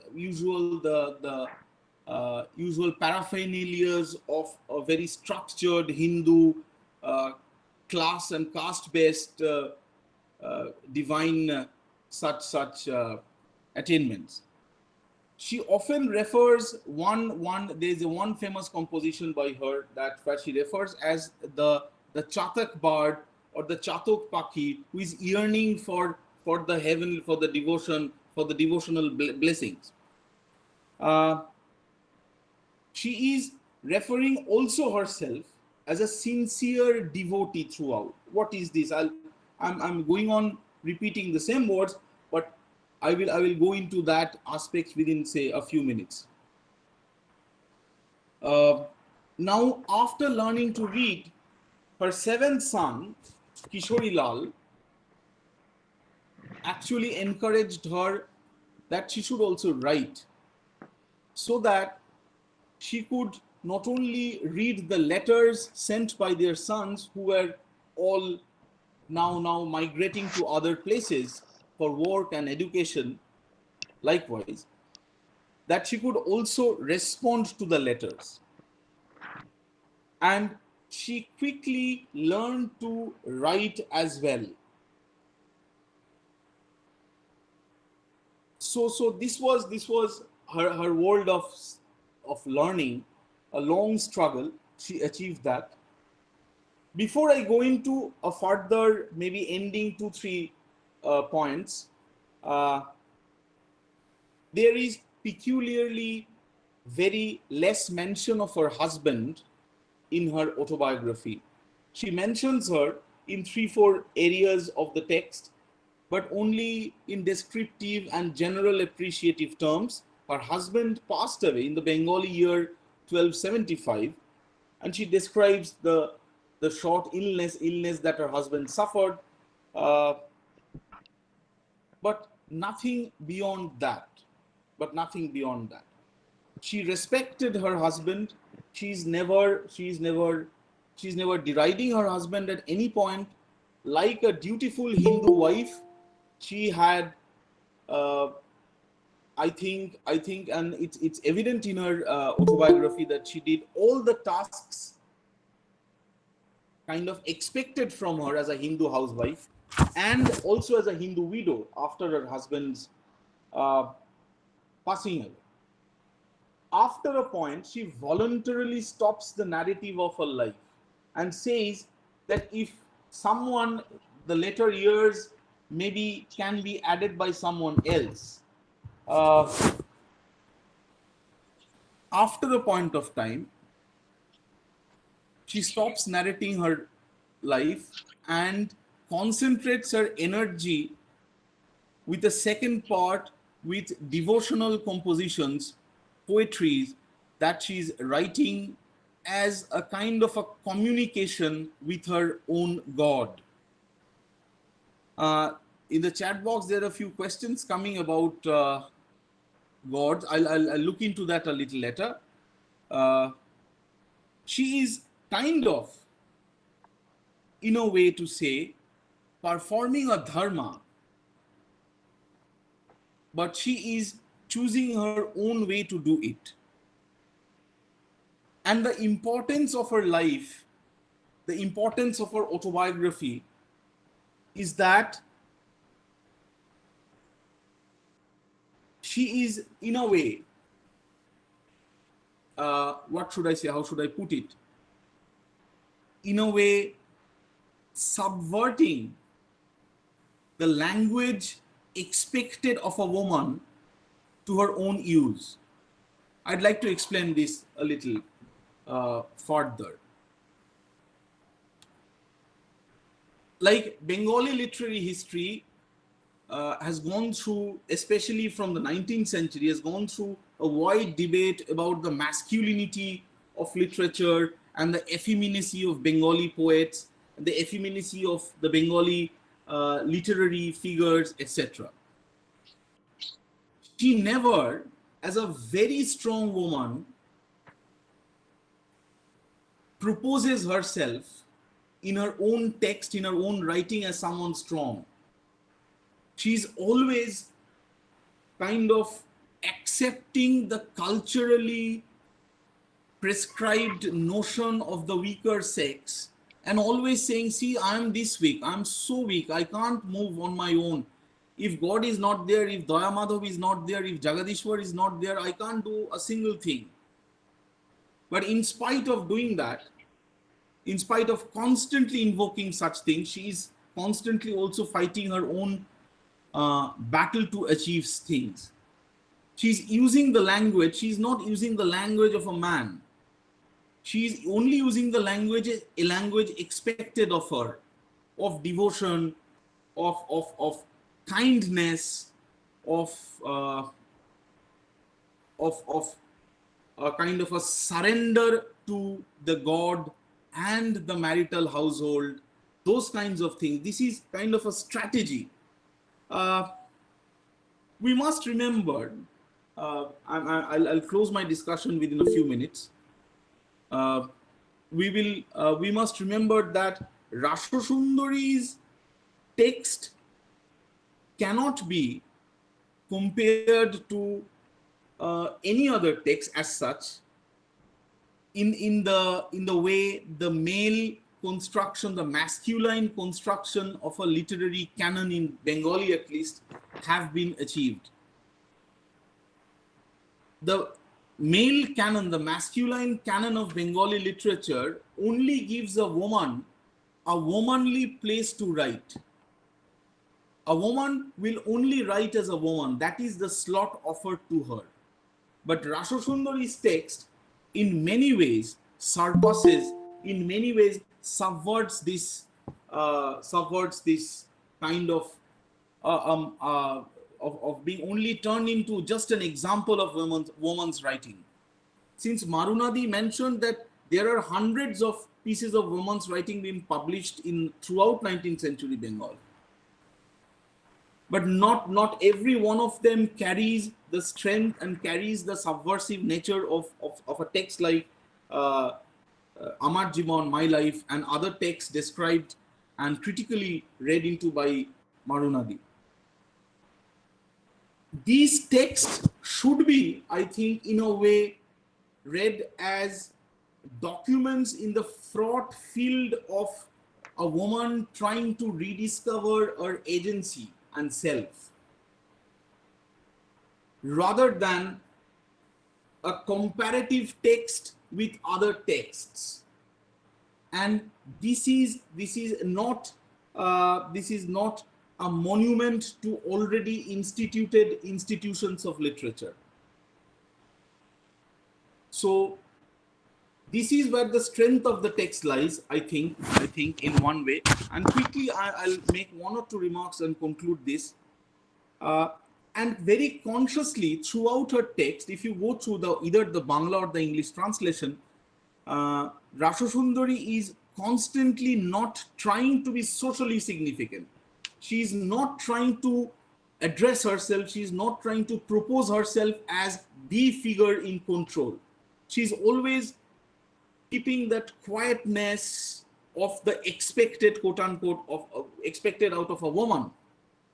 Yet she's constantly negotiating, yet she's constantly dribbling with all strategies that patriarchy lays in front of her.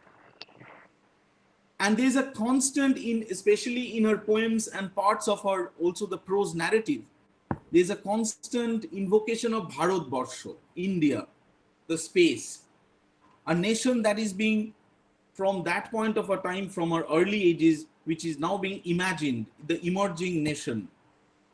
She's also inscribing her own body she's inscribing India, she's reinscribing the notion of India with her own space of education, with her own space of negotiation, with her own space of being able to put forward her thought, and through writing and through publication. And also, I find that Rassundari's writing, and other scholars have also commented on that there is a critical distance between her lived life and the kind of writing that she has carried out in her autobiography. She is constantly invoking his real life, giving examples from that, and immediately on the next moment she is with God. She's with some other thing. She's constantly flying away. She's constantly levitating herself from those very mundane spaces. she's also kind of invoking through the constant invocation of the God, the Dvaita self, the Daita self of herself and God being now tied together in a similar fashion, at least in the autobiographical self. She's also accomplishing that task.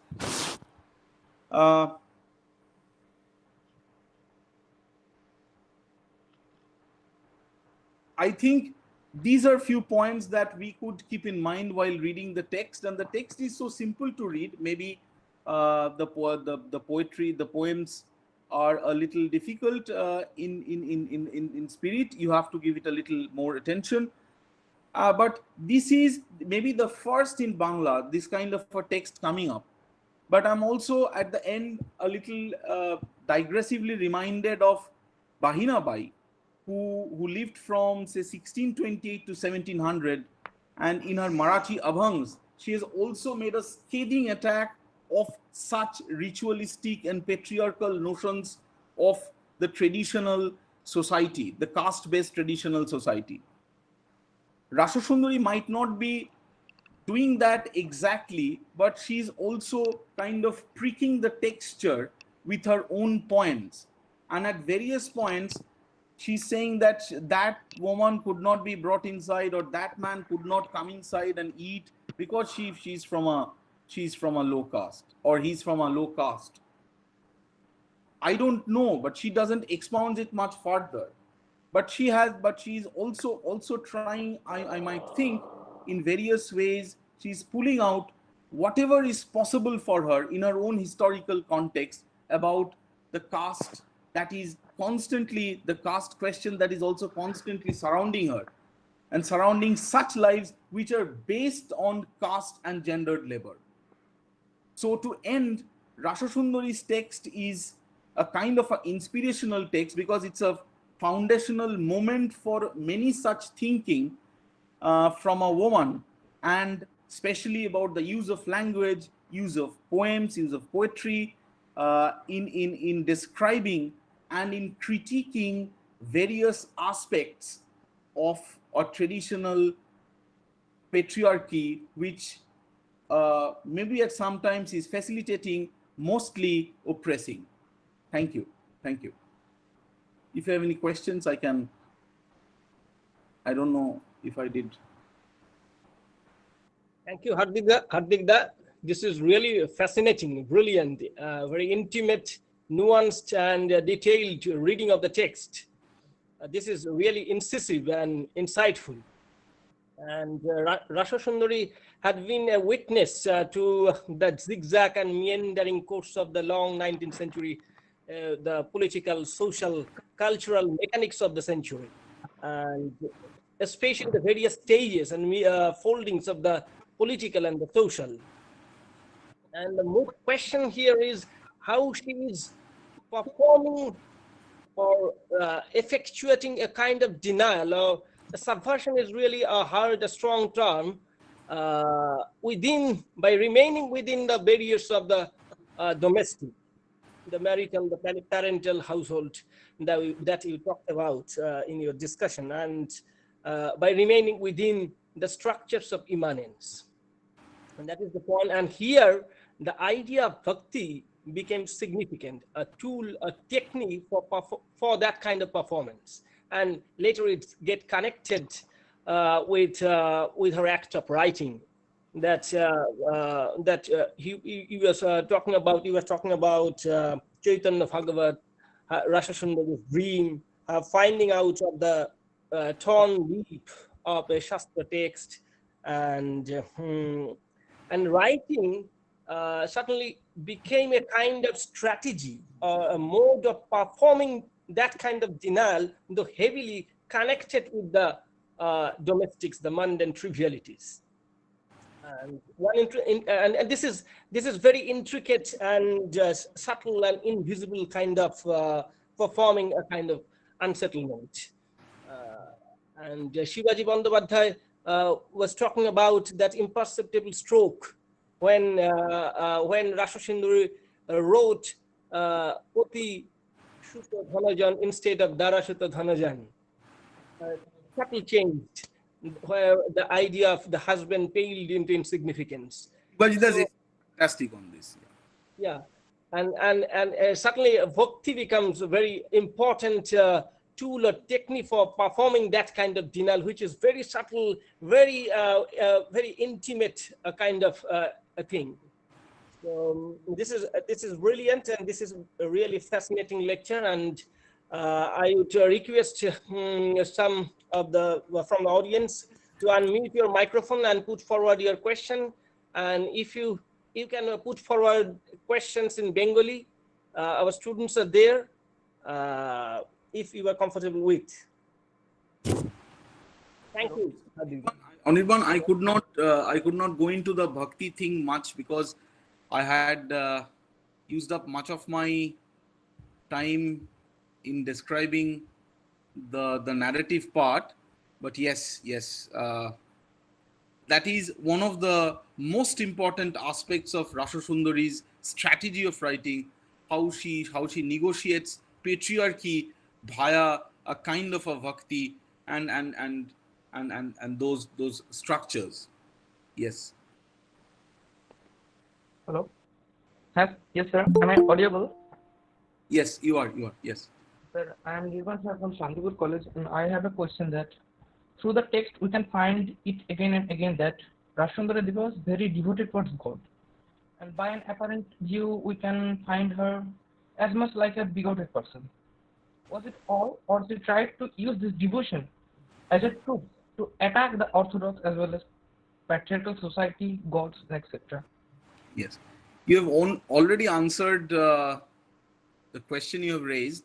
Yes, devotion, and especially a special kind of devotion, which is kind of beyond the very caste-based structures of a traditional Hinduism and Hindu devotion. She is finding her own way, her own direct way to find her own God, and through the invocation of the bhakti, she is also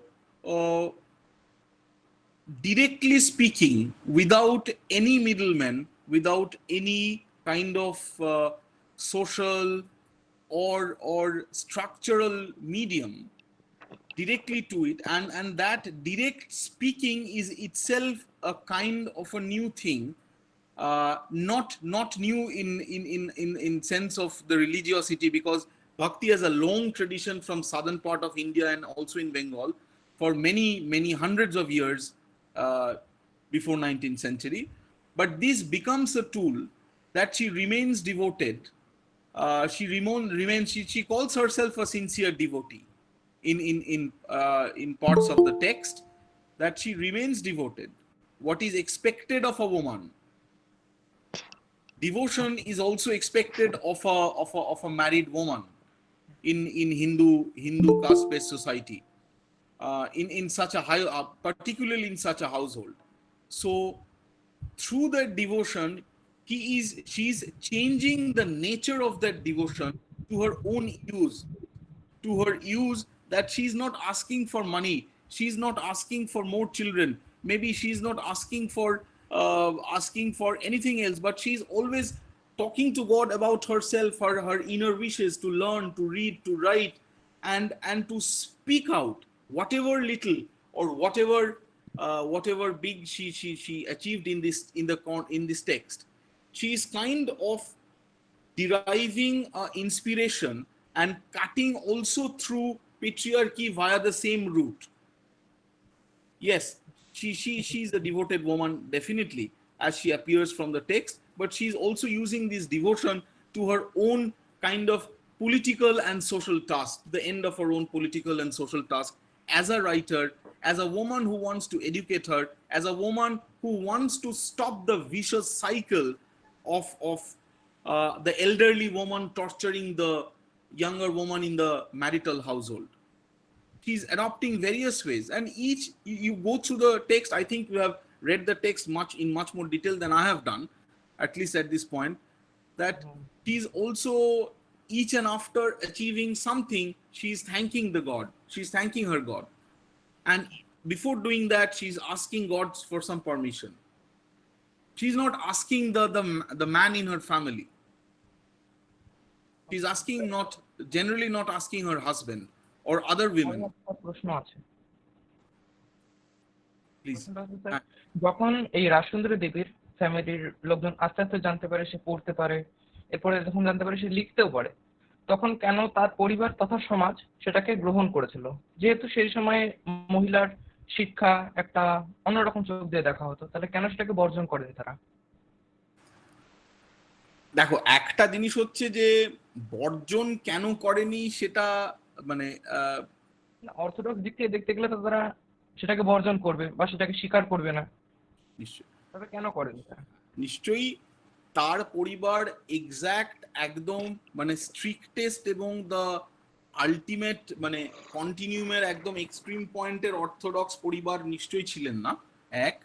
দ্বিতীয়ত হচ্ছে রাসসুন্দরী কিন্তু লেখাপড়া তার পরিবারের ভেতরে exposed হয় যখন রাসসুন্দরী অনেকটা বয়স পেরিয়ে এসছেন, মানে সেই অর্থে তার ঐতিহাসিক সময়ের অর্থে অনেকটা বয়স পেরিয়ে এসছেন, এবং তিনি পরিবারে কর্তা ঠাকুরন হিসেবে চিহ্নিত হচ্ছেন তারপরে, এবং পরিবারে তিনি অনেকটা উপরে, তারও একটা ক্ষমতায়ন ঘটছে কিন্তু পারিবারিক হায়ারার্কির মধ্যে, পারিবারিক ক্ষমতার থাকবন্দীকরণের মধ্যে, সেটাও মনে রাখতে হবে। মানে তিনি বিয়ে করে এসেই যদি এটা এক্সপোজড হতো তাহলে কি হতো আমি বলতে পারি না, কিন্তু যত দিন গিয়েছে এবং রাসসুন্দরীকে আমার মনে হয় না, আমি জানি না, অন্তত এই এই এই অটোবায়োগ্রাফির বাইরে আমার তো অন্য কোনো সূত্র নেই সেটা জানার, রাসসুন্দরী কিন্তু বারবারই এটা তার আত্মজীবনীতে প্রমাণ করে দিয়ে গিয়েছেন যে তিনি কোনো ধরনের পারিবারিক দায়িত্বকে এড়িয়ে যাননি।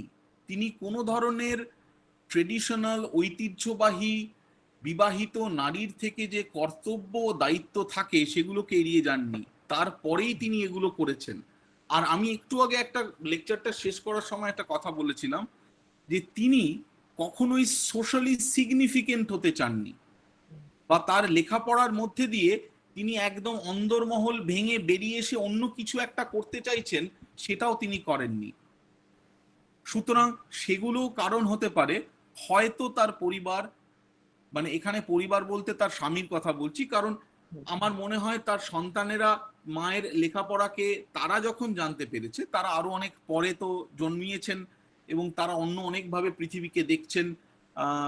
সংস্কার আন্দোলন 1850-এর পর থেকে শুরু হচ্ছে, সেগুলোর আবহাওয়া তারা দেখছেন, তখন তারা নিশ্চয়ই এটাকে ওয়েলকামই করেছেন। কিন্তু রাসসুন্দরীর মজাটা হচ্ছে এখানেই, তিনি কখনোই উঠে দাঁড়িয়ে বলেননি হ্যাঁ আমি লেখাপড়া জেনে গেছি। তিনি বলেছেন